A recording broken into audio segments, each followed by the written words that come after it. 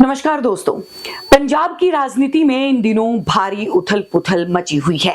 हाल ही में कांग्रेस नेता और पंजाब विधानसभा में विपक्ष के नेता प्रताप सिंह बाजवा ने दावा किया कि मुख्यमंत्री भगवंत मान भारतीय जनता पार्टी में शामिल हो सकते हैं। इसके साथ ही उन्होंने ये भी कहा कि आम आदमी पार्टी के करीब 35 से 40 विधायक बीजेपी के संपर्क में हैं। प्रताप सिंह बाजवा ने दावा किया कि पंजाब में आप सरकार गिर सकती है और भगवंत मान जल्द ही बीजेपी का दामन भी थाम सकते हैं। इस बयान के बाद पंजाब की राजनीति में खलबली सी मच गई। हालांकि इस दावे को लेकर आपके मंत्रियों ने कड़ी प्रतिक्रिया दी। पंजाब सरकार के कैबिनेट मंत्री अमन अरोड़ा ने बाजवा पर पलटवार करते हुए कहा कि बाजवा स्वयं बीजेपी में शामिल होने की अग्रिम बुकिंग कर चुके हैं। वहीं पर बीजेपी के पूर्व अध्यक्ष अश्विनी शर्मा ने बाजवा के दावों को खारिज करते हुए कहा कि बीजेपी को सरकार बनाने के लिए आप विधायकों की जरूरत ही नहीं। उन्होंने कहा कि जनता पहले ही आपको नकार चुकी है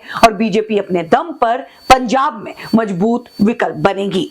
पंजाब में आम आदमी पार्टी को 2022 के विधानसभा चुनावों में भारी बहुमत मिला था, लेकिन अब अंदरूनी कलह और विपक्ष के आरोपों के चलते पार्टी पर दबाव बढ़ता जा रहा है। क्या वास्तव में ही भगवंत मान बीजेपी में शामिल होंगे या फिर ये केवल राजनीतिक अटकलें हैं?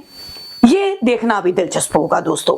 फिलहाल इस मामले पर कोई आधिकारिक पुष्टि भी नहीं हुई है। भगवंत मान के बीजेपी में शामिल होने की अटकलों के बीच अरविंद केजरीवाल की रणनीति और अगला कदम बेहद महत्वपूर्ण होगा।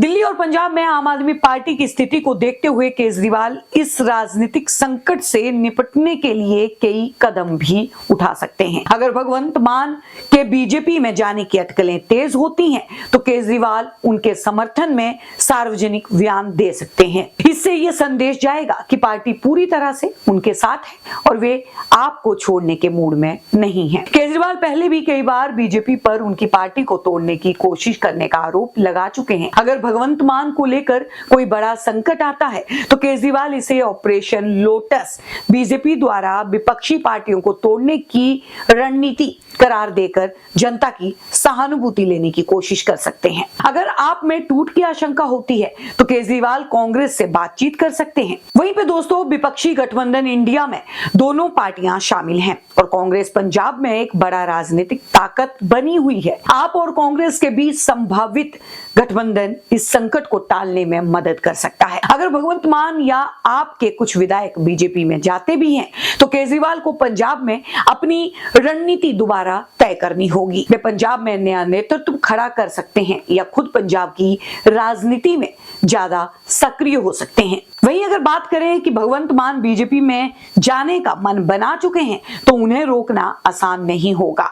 हालांकि आप में वे केजरीवाल के सबसे करीबी नेताओं में से एक माने जाते हैं। अगर वे बीजेपी में जाते हैं तो यह आपके लिए एक बड़ा झटका हो सकता है और केजरीवाल को पंजाब में नए नेतृत्व को स्थापित करने के लिए तेजी से कदम उठाने होंगे। फिलहाल इस पर कोई आधिकारिक बयान नहीं आया है, लेकिन पंजाब की राजनीति में बड़ा भूचाल आने की आशंका से इनकार नहीं किया जा सकता। आप देख रहे हैं देशवाणी, दहाड़ ही काफी है।